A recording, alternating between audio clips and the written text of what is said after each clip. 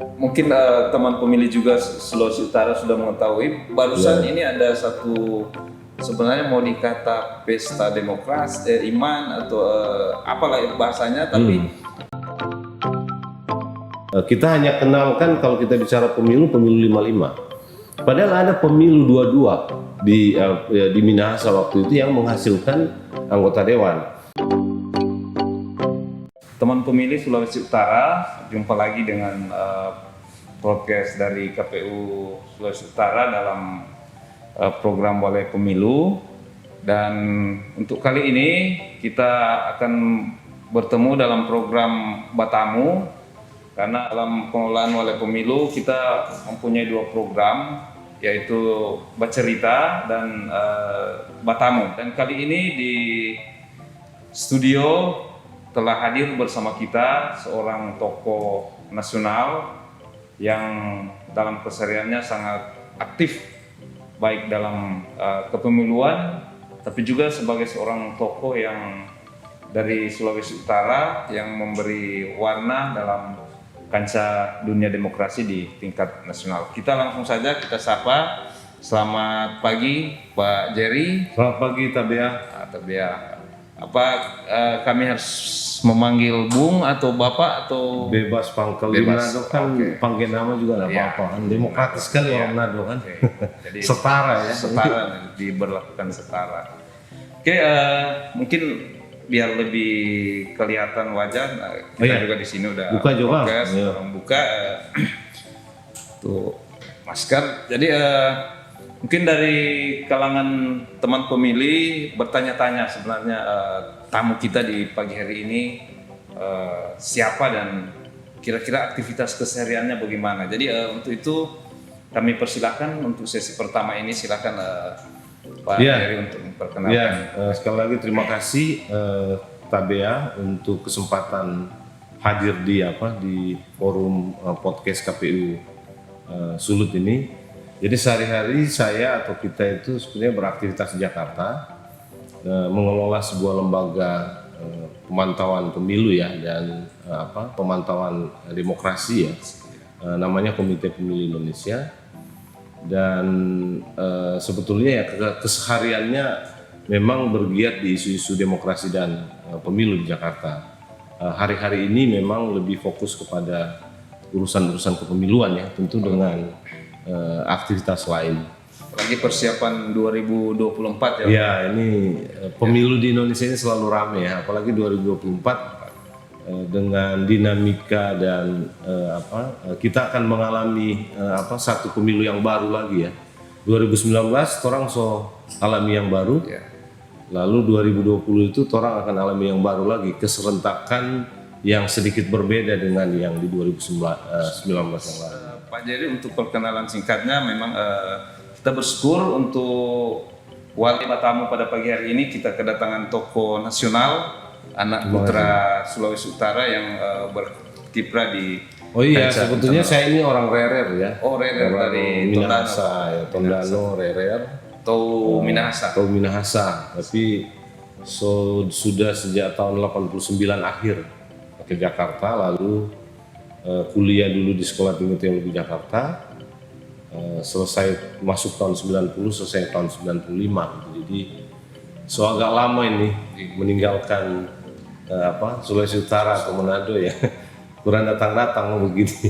Jadi begini Pak Jerry, terkait dengan demokrasi di Sulawesi Utara, khususnya di KPU Provinsi Sulawesi Utara, sebagaimana kita ketahui bersama bahwa untuk tahun 2020 kemarin salah satu provinsi dari 9 provinsi yang menyelenggarakan pemilihan gubernur dan diikuti oleh beberapa kabupaten kota, pemilu yang dilaksanakan di situasi COVID. Nah, kira-kira bagaimana seorang tokoh pegiat pemilu memandang pelaksanaan pemilu di Sulawesi, pilkada pemilihan di Sulawesi Utara?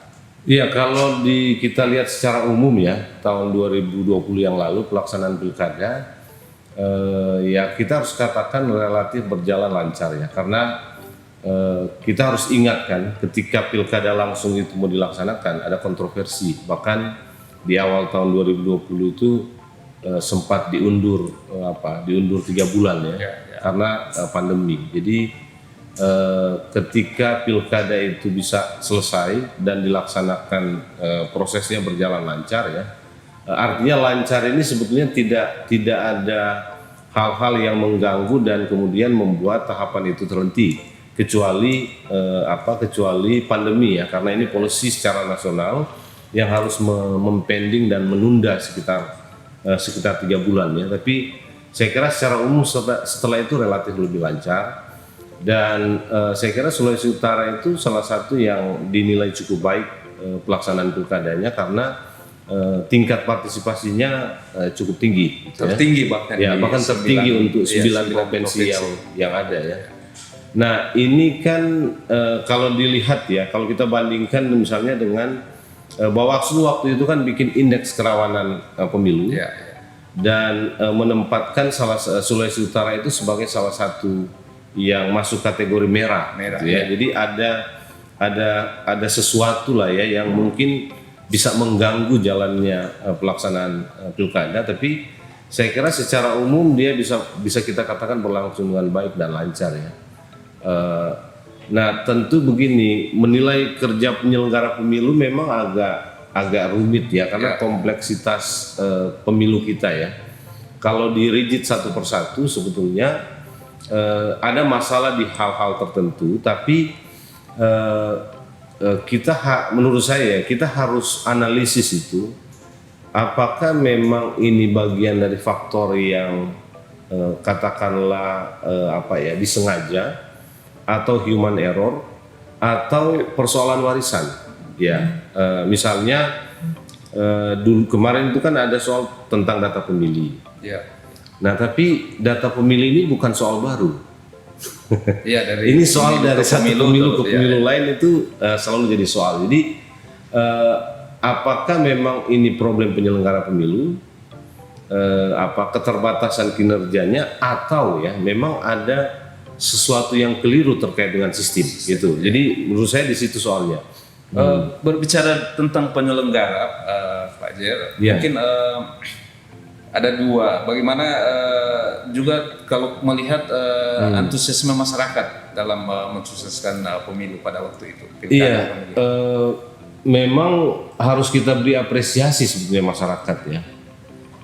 Jadi penyelenggara itu menyiapkan berbagai macam hal ya, tidak hanya soal-soal teknis yang terkait dengan pelaksanaan pemilu sebagaimana yang biasa sudah terjadi dalam pilkada sebelumnya, tapi di 2020 memang kan ada hal khusus yang harus disiapkan, soal protokol COVID ya.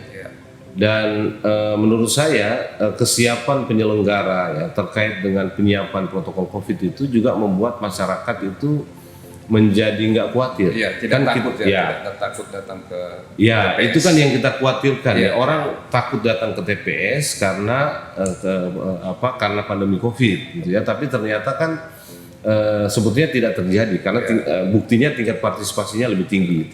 Nah, saya kira ini juga terkait dengan penyiapan alat-alat yang terkait dengan protokol COVID ya, yang membuat masyarakat lebih percaya diri untuk datang dan merasa bahwa dia akan datang ke sana tapi aman, gitu.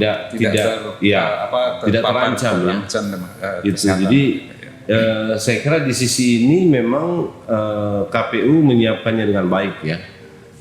Meskipun ada soal di sana sini ya, misalnya orang agak enggan pakai sarung tangan ya, karena baru cuci tangan dengan hand sanitizer kan, tiba-tiba mau pakai plastik itu kan agak repot ya. Tapi saya kira itu tidak menjadi sesuatu yang betul-betul mengganggu ya, paling tidak pada hari H ya. Jadi saya kira kemampuan KPU melaksanakan atau menyiapkan hal-hal seperti ini itu baik di 2020 lalu ya. Pak Jerry, sebelum lanjut mungkin ini ada ini kopi karena pagi ya. Ada kopi pagi kan? Iya, kopi pagi. Karena biasanya kalau di sini Mbak tamu itu tetap mesti minum kopi. Kalau nyendak minum tuan rumah agak sedikit kecewa. Begitu kalau di Terima kasih ini. Kasih Juwita. Nanti lah sambil minum. Sambil minum untuk orang. Boleh. Karena biasanya kalau Coba dulu. coba Boleh ya? kopi Manado ini dari. Ya. Oke, Fajar mungkin sambil menikmati hidangan kopi ini. Tadi kita sudah bicara terkait kesuksesan pemilu, pilkada mungkin dan pemilihan. Ada satu buku saya juga pernah baca. Di situ menulis bahwa sebenarnya di Minahasa khususnya Sulawesi Utara umumnya itu sebenarnya boleh dikata ada cikal bakal pemilu pertama yang mungkin terjadi di Minahasa atau Sulawesi Utara umumnya. Kira-kira bagaimana Jerry terkait? Iya, memang Sulawesi Utara ini kan sebenarnya punya tradisi berdemokrasi yang panjang ya. Ya kalau orang baca buku-buku sejarah ya, sebetulnya yang salah satu ahlinya juga Pak Medi Tinangon ini ya. Oh iya. Sebetulnya pemilu pertama itu di Sulawesi Utara. Itu jadi daerah-daerah lain di Indonesia itu belum melaksanakan pemilu. Sulawesi Utara Sobeki, Minahasa ya. Karena sejak tahun 1918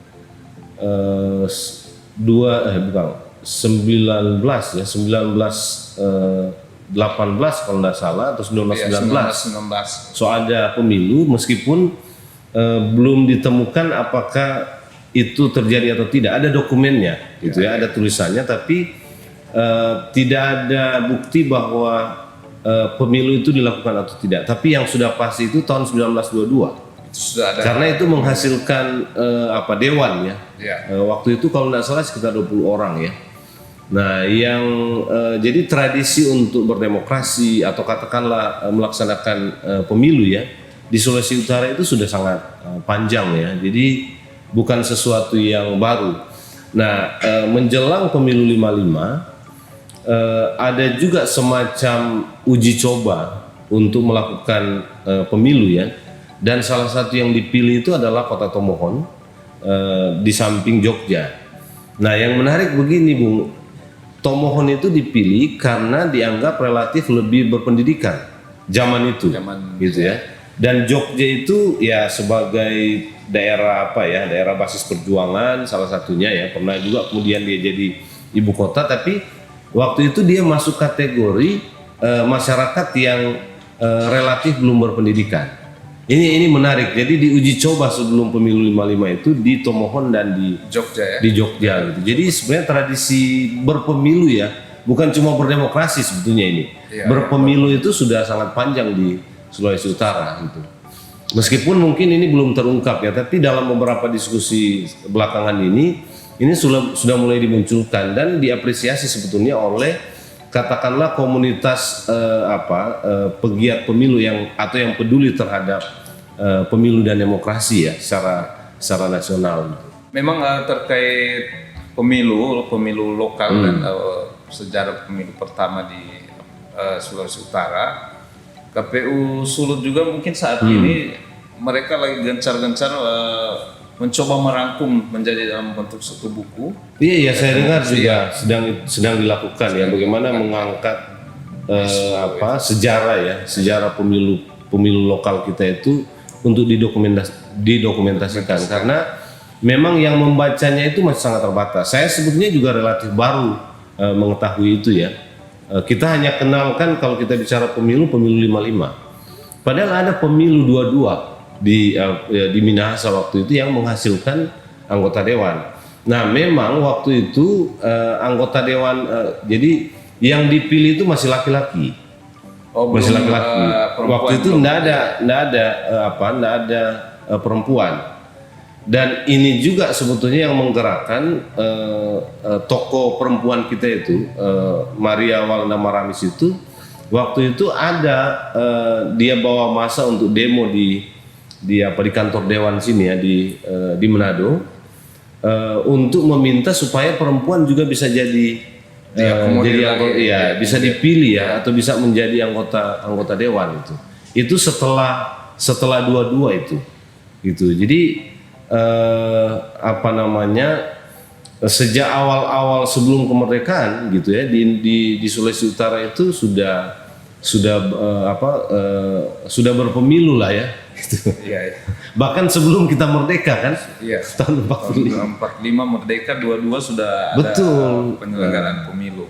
Dan itu rutin ya, setelah 22 berapa gitu ya. Sebelum 45 juga saya kira ada satu pemilu ya yang terjadi di Sulawesi Utara lah, atau di Minahasa. Oke, Pak Jer, ini mungkin karena Sambil minum ya. sambil supaya minum, kemudian juga biasa ketika seorang tokoh nasional datang di suatu wilayah pasti banyak yang akan memberikan pendapat. Jadi kami juga bersyukur ini sudah beberapa menit meluangkan waktu. Ini terkait dengan pelaksanaan, kalau kemarin Bung Jerry juga ini, Pak Jerry juga kan seorang tokoh nasional yang memberi diri juga dalam kegiatan-kegiatan betul, saya pelayanan. Saya juga pernah di PG ya, sekitar 8 tahun ya. tahun ya, jadi tokoh Pelayanan nasional gereja. juga. Sampai sekarang sebetulnya masih. Masih ya, tetap Ya ini karena sekolah teologi ini Ya. nggak bisa dihindarkan ini. ini terkait dengan mungkin teman pemilih juga Sulawesi Utara sudah mengetahui, barusan ini ada satu sebenarnya mau dikata pesta demokrasi, iman atau apalah bahasanya, tapi sekedar diketahui teman pemilih bahwa untuk hari Jumat dengan Minggu itu ada satu kegiatan besar sulut segemim, artinya ada semacam mirip-mirip lah dengan pemilu, karena di situ masyarakat datang di satu lokasi memilih calon istilahnya diaken dan penatua. Nah, kira-kira Pelayan bagaimana khusus ya, bagaimana kira-kira tanggapan seorang tokoh Iya. Jadi ya menurut saya ini juga karena tradisi berdemokrasi kita sudah sangat panjang ya, atau berpemilu, ini juga kemudian diadopsi oleh lembaga-lembaga kemasyarakatan dan lembaga-lembaga keagamaan di Indonesia, di Sulawesi Utara ya.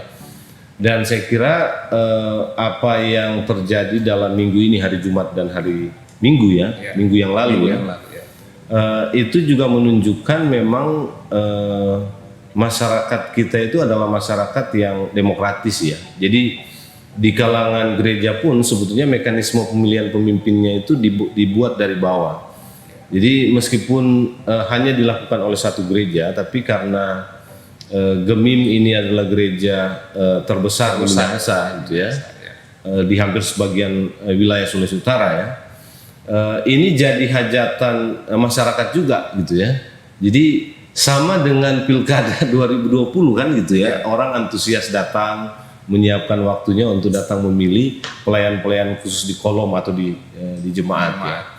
Jadi ini fenomena, saya kira ini fenomena demokrasi yang diadopsi oleh gereja ya, atau tradisi memilih pemimpin yang melibatkan partisipasi masyarakat paling bawah atau di level paling bawah, karena yang memilih ini kan sebenarnya seluruh warga jemaat.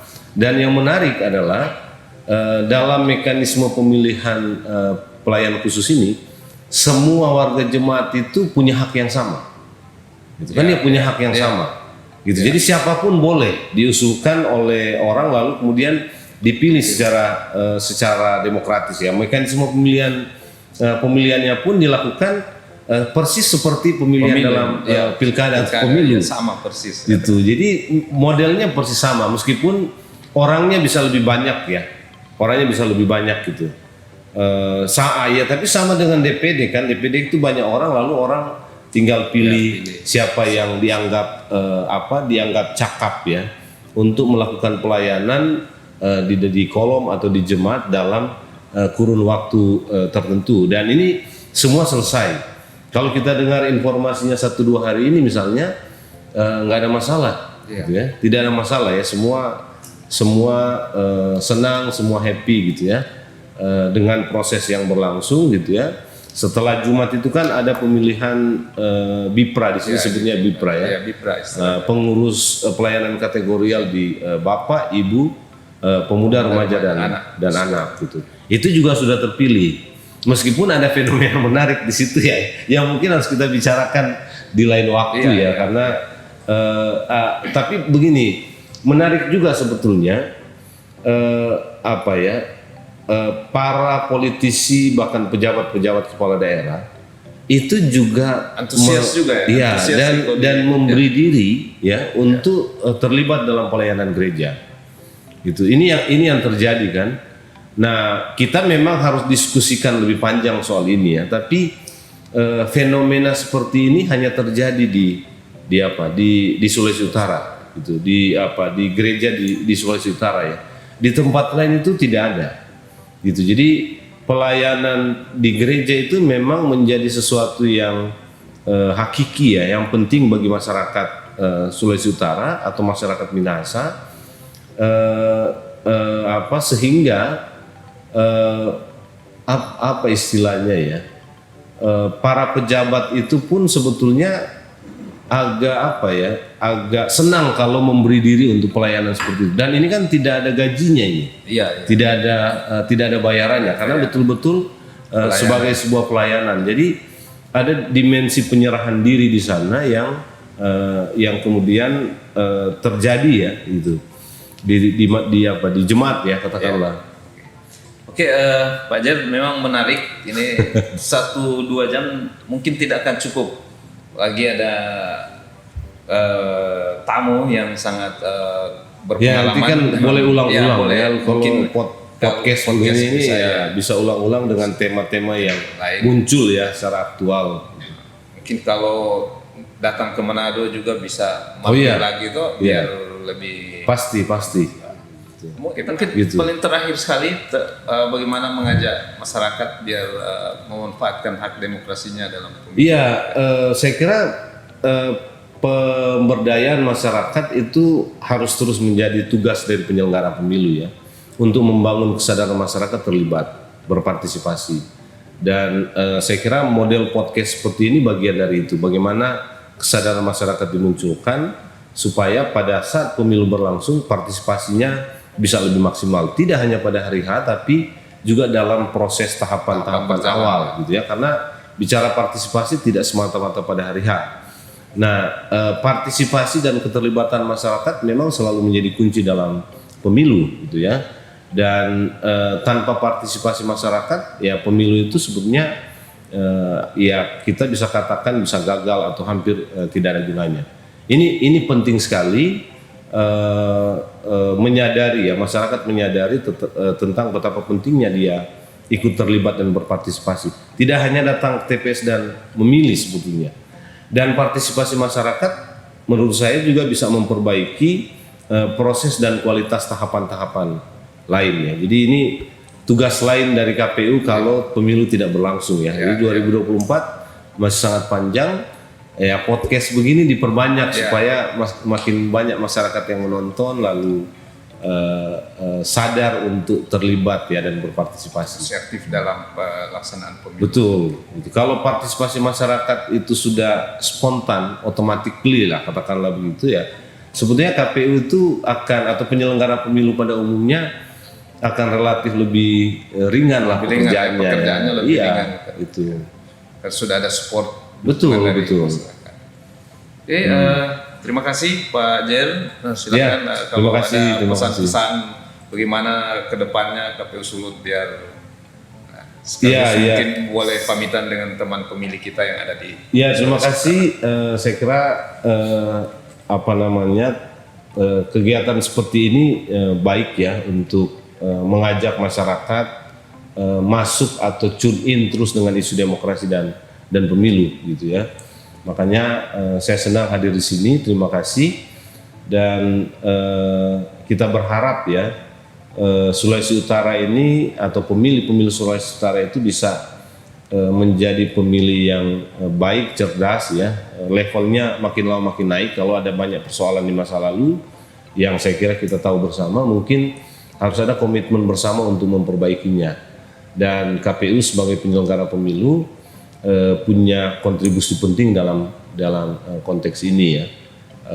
Kita berharap teman-teman bisa tetap semangat ya, meskipun nanti ini mau menjelang ini kan sedang mulai seleksi juga ya. Seleksi yang RI ya. RI, dan itu setelah itu akan ke provinsi dan kabupaten kota. Tapi ya tetap semangat mengakhiri atau menyelesaikan masa kerja, termasuk teman-teman yang bergiat di kesekretariatan KPU ya, karena peran kelembagaan lembaga ini penting sekali dalam konteks mendorong demokrasi ini makin lebih substansial ya, tidak berputar-putar sebagaimana banyak evaluasi dan analisis di soal yang sifatnya lebih prosedural.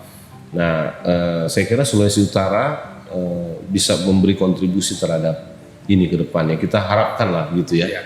Ya, terima kasih sekali lagi teman pemilih untuk kesempatan ini. Oke.